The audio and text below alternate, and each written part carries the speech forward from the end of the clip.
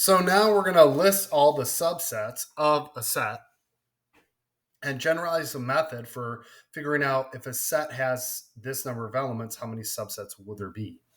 So if I found all possible subsets of 7, 8, first the empty set is a subset. So the empty set.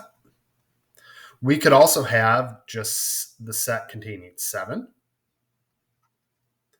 the set containing 8, and the set containing 7 and 8.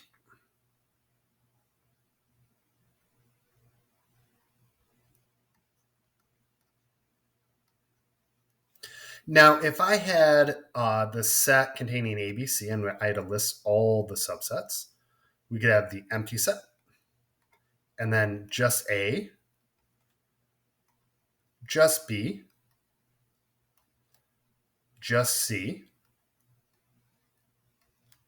And then I could have the set with A and B, the set with A and C. Remember, if I had BA, they're the same. And then I could have B with C.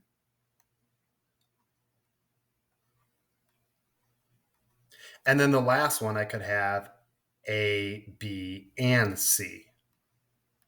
Remember, it didn't say proper subsets. It just said subsets. So now we can figure out, well, what's the general pattern? Now, one thing that we could do is make a table. So here's a tree diagram that helps you figure out what are the possible number of subsets, but a table does help. So we'll just write down here the elements and then how many subsets.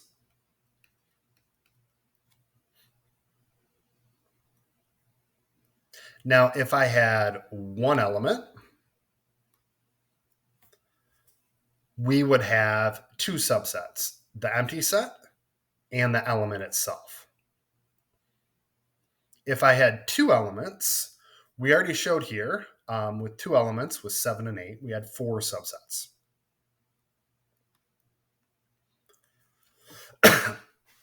And with 3 elements, we had 8. Now, what we're going to do is look for a pattern. Well, I notice, and if we had 0 elements also, we could have the empty set would be a subset, so there'd be 1. Now, I notice the pattern is that we're multiplying by 2. So if I'm trying to look for an equation with n elements, so we would just go, all right, this is 2 to the first, 2 to the second, and here's 2 to the third. So we could write this as 2 to the n power.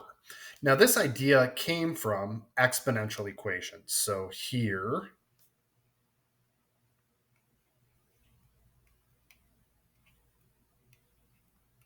is where I got that.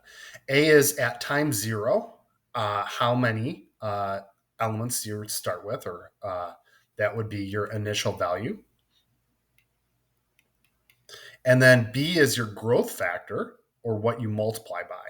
So B here, we're multiplying by 2. So this equation became y equals 1 times 2 to the x power, or we use n. So 1 times anything is just itself. So this was y equals 2 to the x.